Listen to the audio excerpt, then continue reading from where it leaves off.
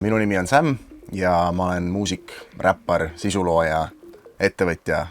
Esimene kord, kui ma investeerimisega tutvusin või alustasin, oli Kaitseväe ajal. Ja üks poistest hakkas krüptosse investeerima ja mulle tundus selgelt põnev.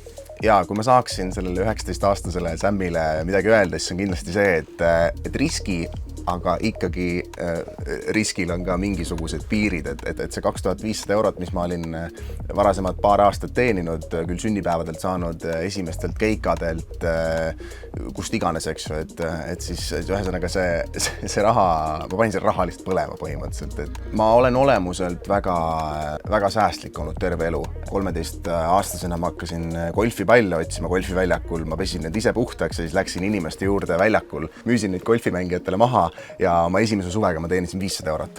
Juba nii noores eas raha teenimine ja see, et kui see raha lõpuks päriselt enda käes on, siis sa ei taha seda nii lihtsalt ära kulutada. Mulle meeldib tööd teha, sest ma armastan seda, mis ma teen, sest ma ei kujuta ette, et isegi kui ma saan, ma ei tea, 5 aasta pärast või 30 aasta pärast lõpuks siis finantsvabaks, et ma ei pea tööl käima, siis ma tahan ikkagi tööd teha. Mu eesmärk finantsmaailmas on pigem lihtsalt jõukust kasvatada. Ma olen võrdlemisi sihuke hoo pealt mineja. Ma julgen seetõttu võib-olla natukene rohkem riskida, aga ma niikuinii ei taha osta ega müüa, et pigem investeerida pikaajaliselt.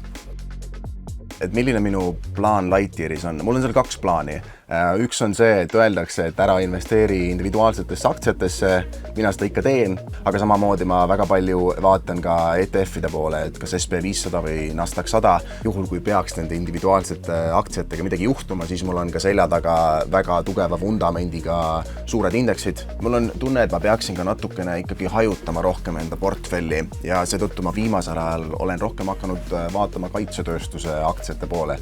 Eesmärk algusest saadik on ikkagi olnud see, nagu ma juba siin korra mainisin, siis kasvatada jõukust, et ma panen pidevalt midagi kõrvale, osad asjad kukuvad, osad asjad tõusevad, see on investeerimismaailm paratamatult. Kui sa oled mõelnud investeerimisega alustada, siis kõige suurem viga, mida sa teha saad, on see, et mitte alustada.